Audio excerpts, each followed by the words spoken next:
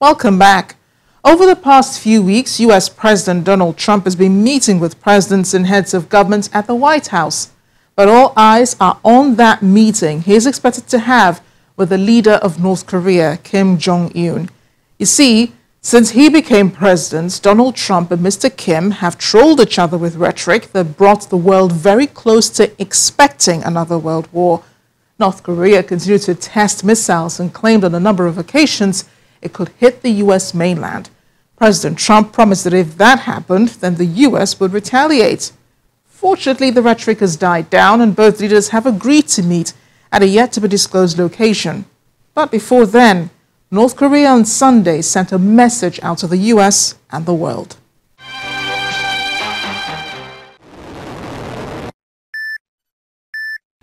And the message couldn't be any clearer. North Korea's leader Kim Jong-un, during his meeting with his counterpart from the south, did promise to shut down a nuclear site, and both leaders vowed to complete denuclearization of the Korean peninsula, though there were no concrete steps noted to help reach that goal.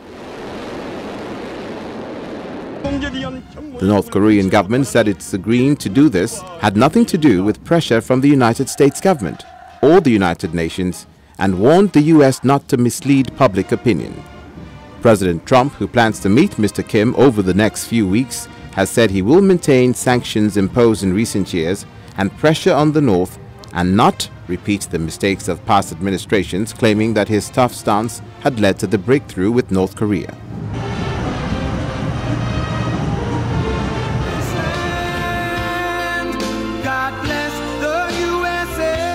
During a roundtable discussion in Cleveland, Ohio on Saturday, President Donald Trump spoke about the upcoming summit with Kim Jong-un, describing the much-anticipated event as very special.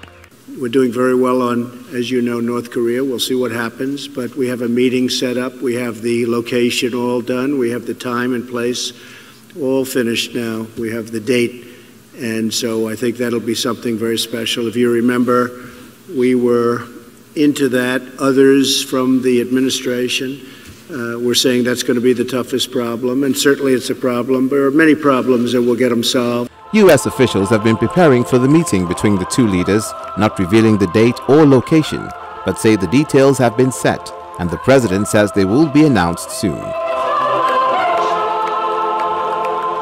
But former New Mexico Governor Bill Richardson, who also served as U.S. ambassador to the UN and a mediator with North Korea, says the Trump administration needs to be realistic on the denuclearization issue with North Korea. He said he did not think denuclearization could be accomplished in the first meeting between the two leaders, but that important steps leading to serious denuclearization might happen.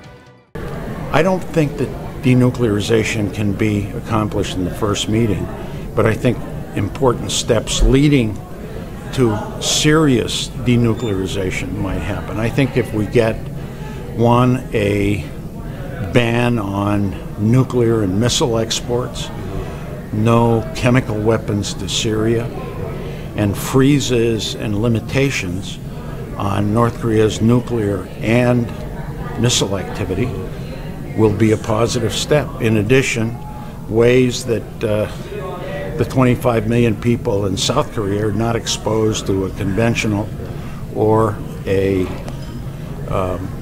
conventional attack from North Korea. Meanwhile, expectations are growing for the imminent release of 3 Americans held as prisoners in North Korea before the summit between President Trump and Kim Jong-un.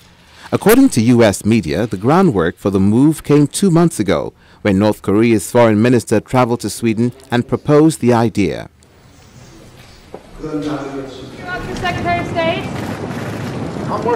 Rudy Giuliani, who joined President Donald Trump's legal team last month, said that North Korea would release the 3 prisoners on Thursday, though it was not clear whether Giuliani himself had direct knowledge of negotiations around the issue.